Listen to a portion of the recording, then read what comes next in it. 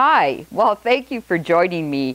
And I understand that when we go through the training, it can be a little confusing as you're going through your own emotions. So I just wanted to recap some stuff with you on your body-mind analysis and just run you through the process again, just to give you some more clarity. So first thing, when you do have a client, this isn't complicated. It doesn't have to be complicated unless you make it complicated. And I guess that's your choice. But at the same time, you don't want to confuse your client. And so sometimes the simpler the better, especially when you're just starting out. Just keep it simple. Four things. That's all you really have to point out. So first of all, when your client comes in, you're going to have them fill out a disclaimer. And I think you understand that. And you understand the disclaimer looks like that. You can see one filled out there actually. And you can get a lot of information off that. You can also make sure you run through it and look at it and ask a few questions to your client of some of the things and how they feel about and how this has affected their body. So that is your disclaimer. Then you're going to have them in their two-piece bathing suit or whatever they choose to do their drawings. And the first drawing you're going to do is the F1 or M1, whatever you're working on. So you're going to work through the chakras. Now you're going to draw everything in red, the whole body outline in red. And you can do, before you even start talking to them, make sure you draw at least them. Make sure you draw at least 3. First the front, then the back, and putting all your indents and blockages in them. And then you're also going to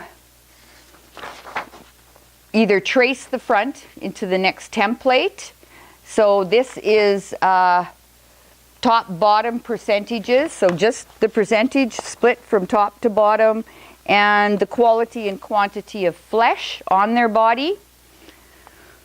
And it's on, so just if they're heavy in the thighs or large calves that have got a lot of tense muscles, you're just going to note all of these things, lower arm, upper arm, and head, just their position of head. We just don't want to leave the head out, that's why it's on there.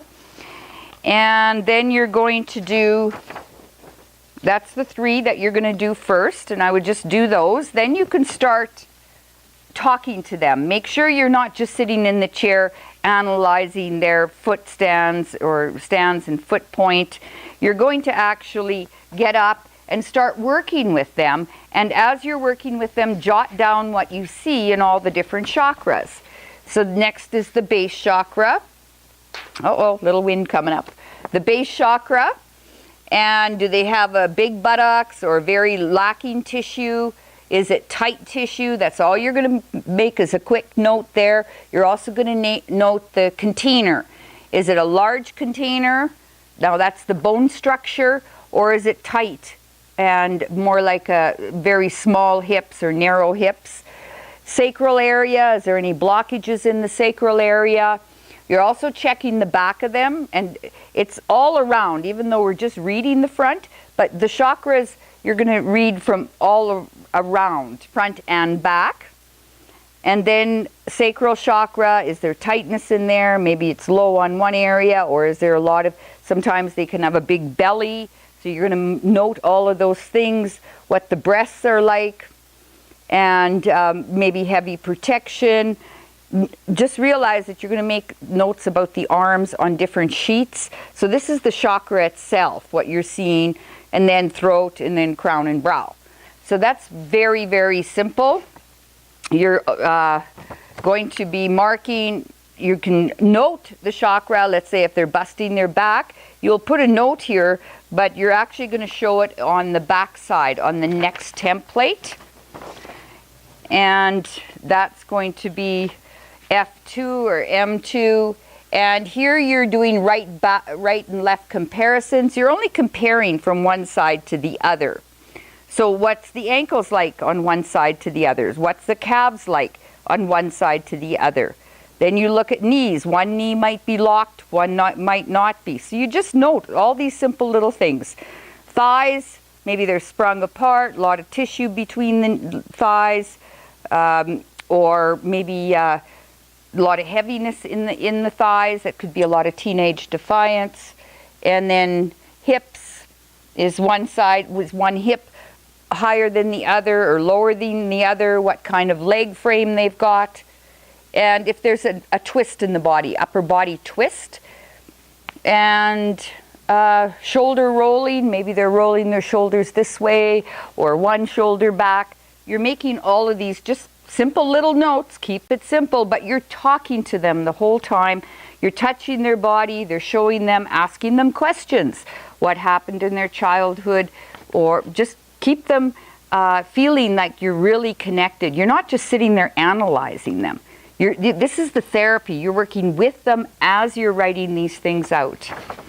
Then the next one is the quality and quantity of flesh.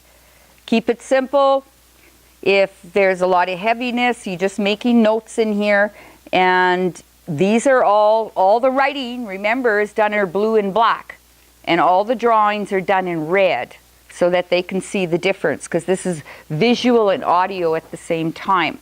And using the kinesthetics would be touching them, and using the kinesthetics would be touching them, and using your voice and your voice tone, and just really feeling that you care. So once you're finished all this, you can do their plumb line next. Put them on the plumb line. Draw them. Here again, putting, if the knees are locked, what angle are the hips? Are they cocked or are they tucked? And making notes. Maybe they're busting their back, so you're going to see a sway in the back, or their head is way forward and they're sticking their neck out. So these are very simple things. Your percentage is front and back. Shouldn't take long. This should probably only take maybe 3/4 of an hour to get this done. And you'll get faster and faster at it. So just what I'm saying, you're beginning. Keep it simple. Keep it simple. You're in elementary school here. You don't want to get confused, and you don't want to confuse your client. So if too much information sometimes, that's why I say 4 or 5 things. If they correct 4 or 5 things, that's enough for now. Maybe they can give them more later as you get more and more in touch with the work. Then we have also comment on their posture correction. What I do is 1, keep your feet straight. 2, unlock your knees. 3, uncock your hips or whatever. Feel your pelvic bowl. 4, bring your belly back up. 5, bring your neck back into position. And 6, keep your head on straight. So you're just giving them their alignment, whatever their alignment is. But this is a quick note on exactly step by step what they can straighten out, and they can do that right away. Then you can take this, all these 4 pages, and then you start transferring it. And it's very, very easy to transfer it onto the report sheets. It's all there, very simple. This is page number 1. Or template number 1, the front drawing of the chakras. It's all recorded here. Then the 4 major splits, left and right, that is template of drawing number, the template 2, the 1 page. This is template 3, and this is template 4. A lot of it's just transferring over because simple as that. It's just all of this. Then you can do your feet reading, and the rest is simple transferring that the information you've already got. You're going to get their skin type, their warmth of their skin. A lot of it's just transferring over because some people will only look at this. Some people will only look at the report sheet because they want to read it. And some people will read both. And at the end, you're going to give them a quick summary. The last page.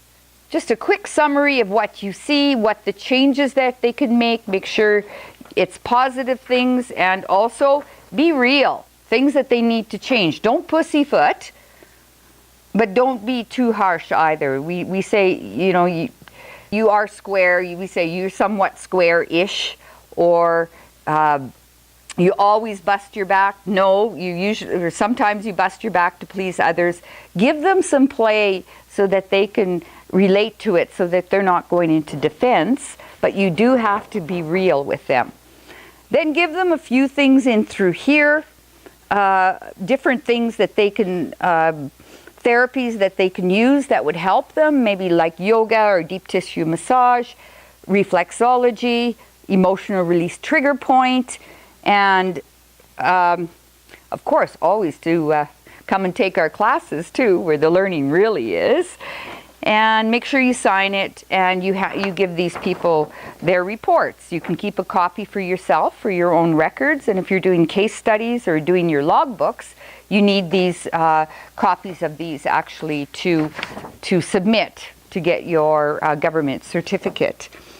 So I can't stress enough, just keep it simple. Don't make it complicated. It shouldn't take more than an hour and a half to 2 hours. Even at the beginning, I